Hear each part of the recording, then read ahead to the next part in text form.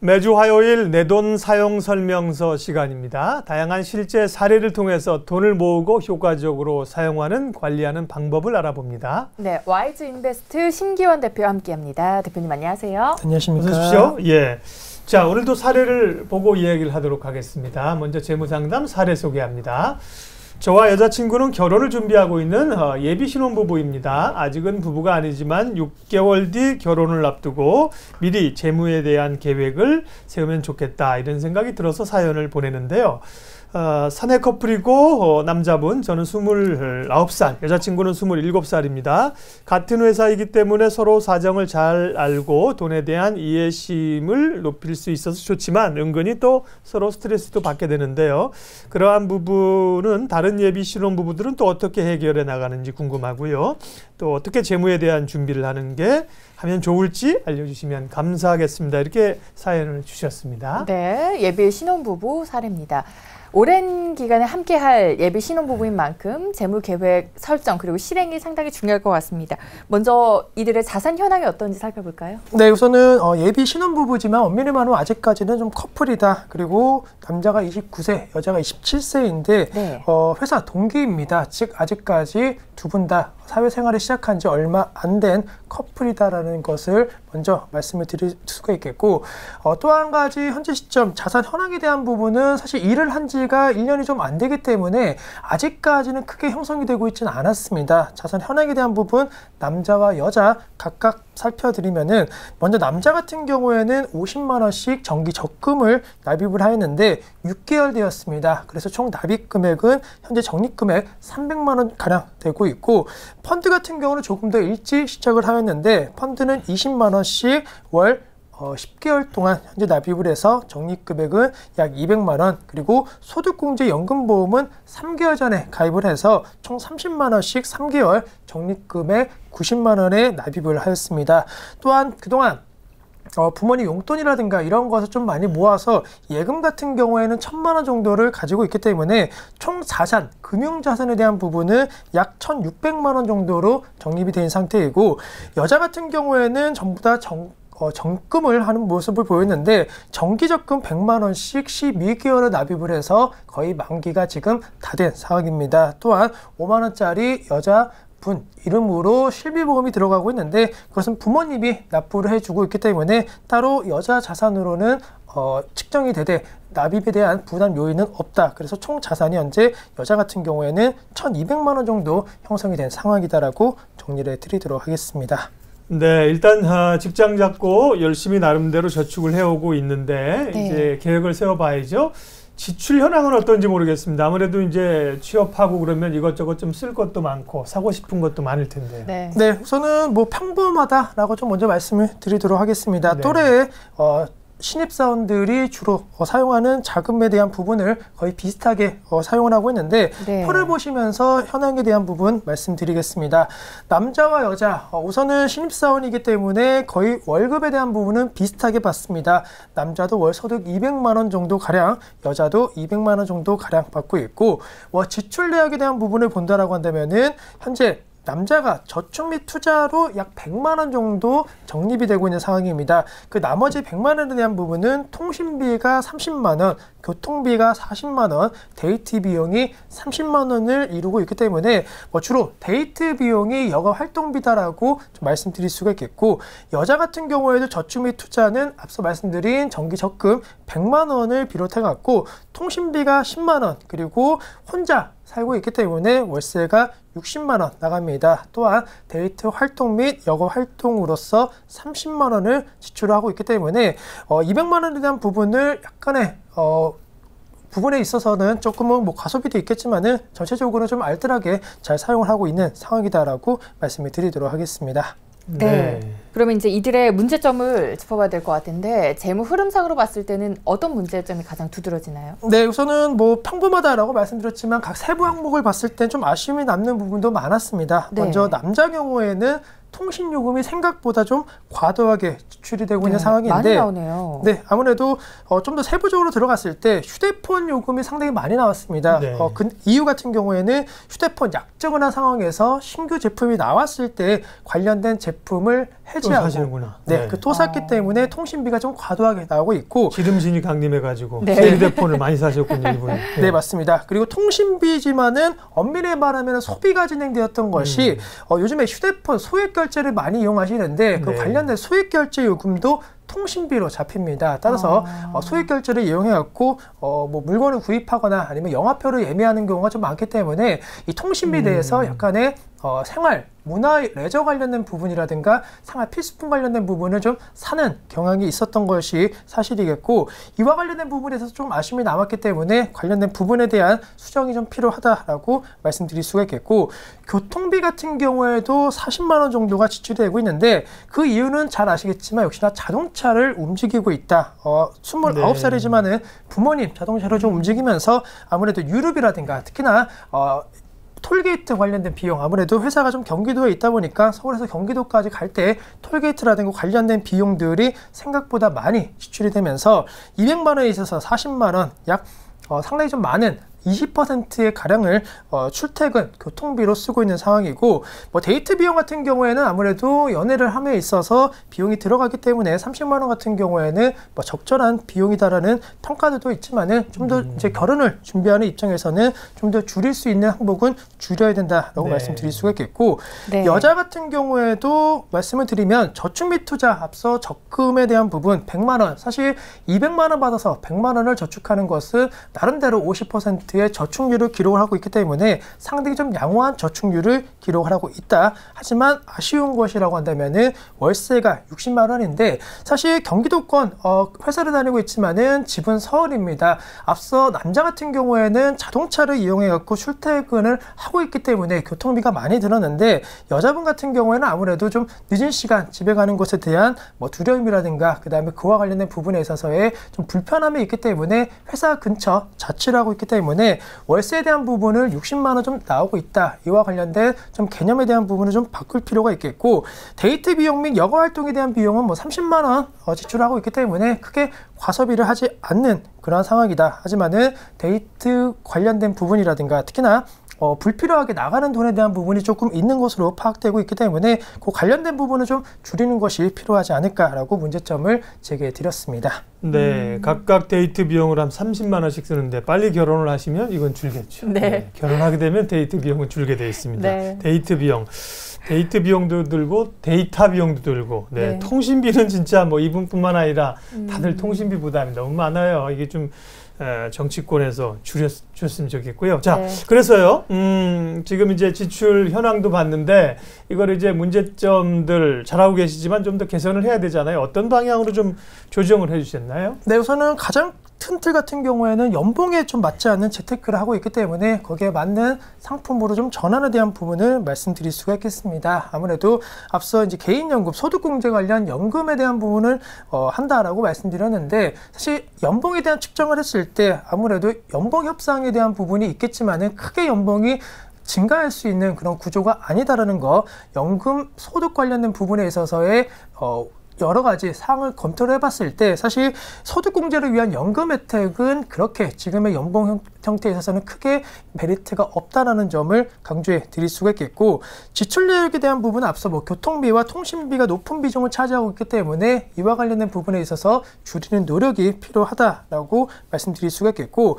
가장 큰 것은 지금 이제 두 커플이 결혼에 대한 부분을 생각을 하고 있지만은 사실 결혼에 대한 목적 의식이라든가 그리고 여러 가지 과정에 대한 부분은 아직까지 구체적으로 정립이 되지 않은 상황입니다. 따라서 결혼 시기에 대한 부분은 뭐 6개월 뒤라고 대략적으로 잡아놨지만은 그와 관련된 대략적인 기간에 대한 부분보다는 좀 더 구체적으로 그리고 그와 관련된 여러 가지 합의 사항이 좀 필요할 것으로 판단되고 있고 남자 여자 모두 다 재테크 관련된 부분에 있어서는 전적으로 부모님한테 의지를 하고 있는 상황입니다. 즉 나만의 재무 목표 그리고 나만의 재무 구조에 대한 정확한 성립 없이 그냥 부모님께서 하라는 대로 하고 있기 때문에 돈을 모으고 있지만은 내가 이 돈에 대해서 어떻게 써야 되는지 어떻게 그 다음에 활용을 해야 되는지에 대한 목적 의식이 없는 것이 가장 큰 문제점이겠고 또 시기별로 목적 장애에 맞는 투자 상품을 가입을 해야 되는데 앞서 말씀드렸던 대로 목적 의식이 없다 보니까 그냥 상품만 매달 돈이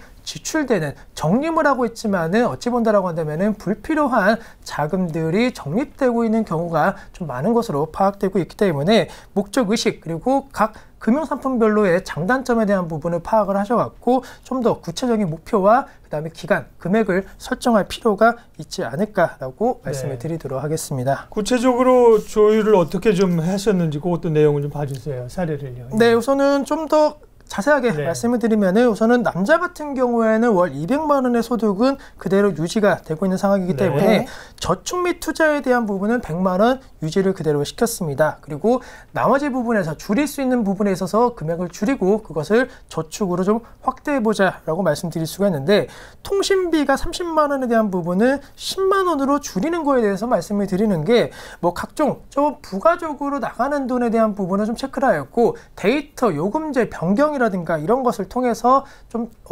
가격을 조정하였습니다. 그리고 앞서 소액결제 관련된 비용이 많았기 때문에 휴대폰으로 소액결제를 되도록 자제하기 위해서 소액결제 결제 한도를 좀 낮추는 방안을 말씀드렸기 때문에 대략적으로 30만 원의 통신비가 한 10만 원 정도로 약 20만 원의 전략 효과를 기대할 수 있는 요인으로 지출 내역을 변경해 드렸고 교통비 같은 경우에는 우선은 결혼 이전까지 좀 더 돈을 모을 수 있을 시점까지는 대중교통에 대한 부분을 타고 다닌다라는 그러한 합의를 하였기 때문에 역시나 교통비, 유류를 비롯한 차량 유지비 40만 원에서 교통비는 10만 원 정도로 약 30만 원 정도가 전략이 되었고 데이트 비용 같은 경우에는 30만 원 들어간다라고 말씀드렸는데 이와 관련된 부분도 조금 여성분과 합의를 통해 갖고 한 10만 원 정도는 매달 줄이는 노력을 한다라고 약속을 받았습니다. 따라서 통신비에서 20만 원, 교통비에서 30만 원, 데이트 비용에서 10만 원 정도의 전략을 통해서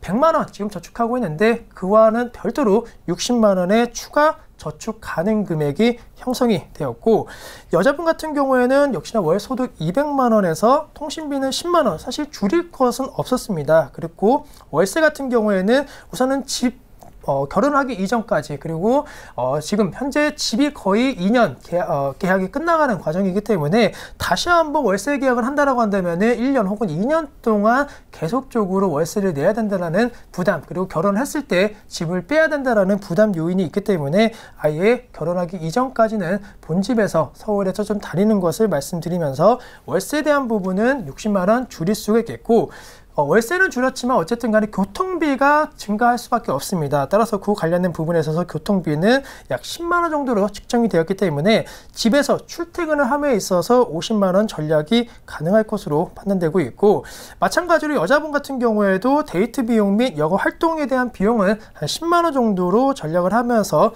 여자분 같은 경우는 저축 가능 금액이 총 60만 원 발생이 되었기 때문에 남자 60만 원 그리고 여자 60만 원 그래서 조합 120만 원의 추가 적립 금액이 가능한 상황으로 지출 내역을 변경해 드렸습니다. 네, 월 60만 원씩 합쳐서 120만 원. 물론 뭐 세게 처방을 하셔서 자동차 놓고 대중교통 이용하시고 집에 들어가서 다니시고 이랬지만 그렇게 해서 120만 원을 줄이니까 얼마나 큰 거예요. 이걸 이제 운용하는 것은 그러면 투자에도 앞서 문제가 좀 있다 그러셨잖아요. 운용을 어떻게 하라고 하셨는지 이 부분은 이제 자세히 설명하기 시간이 많고요. 대략적으로 좀 짧게 봐주세요. 예, 우선은 펀드 같은 경우에는 약간의 수익률이 좀 부진하기 때문에 정리 시 증권저축을 통해 갖고 주식 관련된 투자로 좀 말씀을 드렸고 금액은 좀 더 단기적으로 성과가 날 수 있도록 30만 원 추가적으로 납입을 해서 50만 원으로 확대했습니다. 그리고 소득공제 연금보험 필요가 별로 없다라고 말씀드렸는데 차라리 10년 저축 비과세 상품으로 갈아타는 전략에 대한 부분 말씀드렸고 정기적금은 50만 원은 유지하되 20만 원을 추가해서 좀 더 결혼자금에 대한 마련 부분을 말씀드릴 수가 있겠고 예금 1000만 원은 요금을 예금 저축에 현재 있기 때문에 거의 이자가 없기 때문에 저축은행 예금으로 전환에 대한 부분을 말씀드렸습니다. 또한 여자 같은 경우에는 현재 만기된 정기적금 1,200만 원에 대한 목돈 같은 경우에는 1,000만 원은 저축은행 예금으로 그리고 200만 원은 CMA 비상자금으로 놔두라고 말씀드렸고 100만 원이 적립되었던 매달 100만 원 적립할 수 있었던 금액 같은 경우에는 1년짜리 정기적금이 아니고 6개월 정기적금으로서 결혼에 대한 부분에 대한 불확실성을 낮출 수 있는 방안에 대한 부분을 말씀드렸고 실비보험은 웬만하면 지금은 부모님께서 계속 내주시는 거에 대한 부분 강조해 드릴 수가 있겠습니다. 네, 자, 여러 가지를 짚어주셨는데 자, 예비 신혼 부부들이 알아야 되는 실질적으로 또 도움이 될 수 있는 추가적으로 좀 알려주시고 싶은 게 있다면 좀 알려주세요. 일반적인 얘기도 좀 해주세요. 네. 예. 네, 우선은 사실 예비 신혼부부의 재테크는 지금이 끝이 아니다. 네. 결혼한 이후에 다시 한번 재정비가 좀 필요하다라고 그렇죠. 말씀드릴 수가 있겠고 데이트 비용과 관련된 부분에 있어서는 사실 그동안 했던 형태와는 좀 다른 형태가 필요하겠습니다. 특히나 자녀 계획이라든가 집장만 계획 관련된 플랜은 두 커플끼리 해결할 부분이 아니고 아무래도 양가 부모님을 통해 갖고 해결 혹은 상의가 필요하다라는 거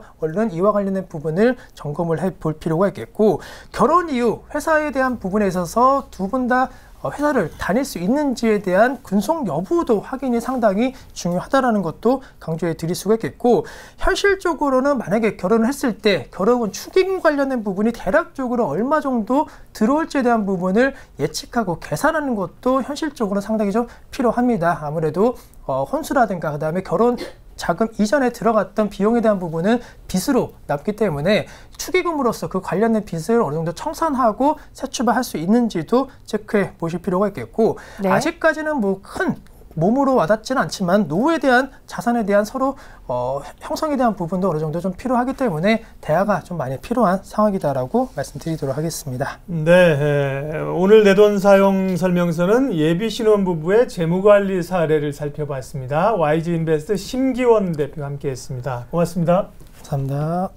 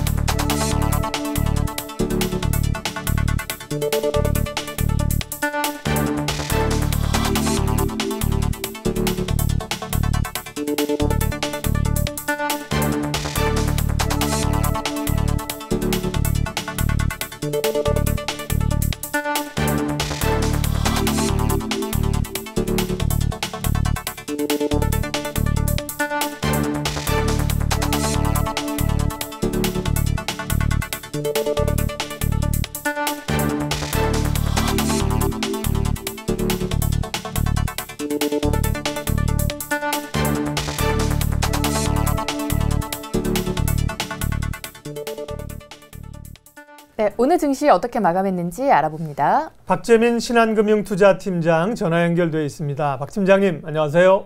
네, 안녕하세요. 네, 오늘 주식시장은 좀 올랐나요? 어떻게 마쳤습니까? 네, 코스피 시장은 소폭 반등에 나섰고요. 코스닥 시장은 소폭 하락 마감한 어제와 좀 반대되는 모습이 나왔습니다. 하지만 삼성전자와 현대차그룹 시가총액 상위 종목의 상승 말고는 역시 오늘 종목별 흐름은 상당히 약세장의 흐름을 그런 모습을 보여주지 않았나 생각이 듭니다. 일단은 코스피 지수 전일 대비 5.08포인트 상승하면서 2019.63포인트로 2020선에 다가섰습니다. 밤사이 국제 유가가 급락했고요. 미국 3대 지수가 모두 하락 마감을 했습니다. 이제 오늘과 내일 밤 미국의 연방공개시장위원회 회의가 예정되어 있는데요. 이 회의에서 역시 금리 동결, 즉 금리 인상을 계속 지연시키는 모습을 거의 시장에서는 기정사실화하고 있지만 이번 주에 또 금요일에 나올 미국 미국의 1분기 GDP 이런 경제 지표와 더불어 앞으로의 경제 전망에 투자자들이 조금은 눈치 보는 그런 장세가 연출이 된 것 같습니다. 코스피도 최근에 등락을 미국과 같이 하는 그런 모습이라고 좀 보시면 되겠는데요. 외국인이 1287억 원 오늘 매수를 해줬고요. 기관이 403억 원, 개인이 925억 원 매도세를 보였습니다. 오늘 시가총액 상위 종목을 상승시키다 보니까 전기전자 업종 그리고 자동차 업종인 운수장비 업종이 2% 상승세를 보였고요. 반면에 화학 종이목재, 철강금속 업종은 1% 이상 하락세를 나타낸 모습 보였습니다. 코스닥은 전일 대비 1.64포인트 내렸고요. 702.06포인트의 거래를 마쳤습니다. 아침 한때 상승세가 상당히 돋보였지만 막판으로 들어서 개별 종목들의 하락세가 짙어지면서 지수는 하락 전환 마감했습니다. 시가총액 상위 종목 내림세가 많았고요. 업종별로 혼재세를 보이는 가운데 컴퓨터 서비스랑 제약, 종이목재, 정보기기 업종이 소폭 상승하는 그런 모습을 보였습니다. 한편 서울 외환시장에서 원달러 환율 전일 대비 2.3원 올랐고요. 1150.1원의 거래를 마감했습니다. 네, 이상 신한금융투자에서 전해드렸습니다.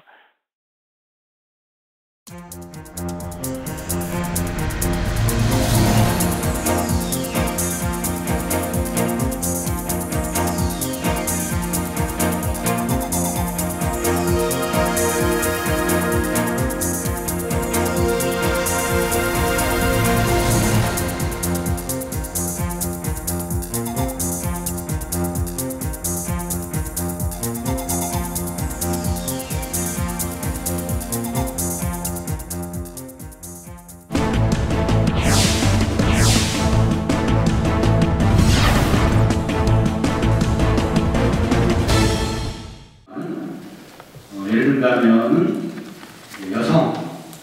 여성에 대한 그로서 한 사람의 인권이라고 제대로 시킬 수 있는 형태가 되길 바랍니다. 한 사람의 인권과 생존을 시키는 것 제14조의 규정에 의거 은평구 인권위원회 위원으로 위촉합니다. 은평구 정장 김우영.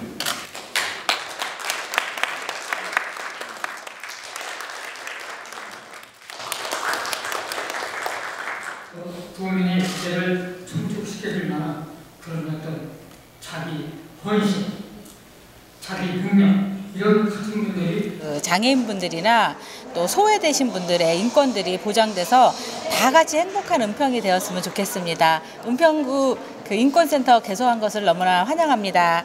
하나, 둘, 셋.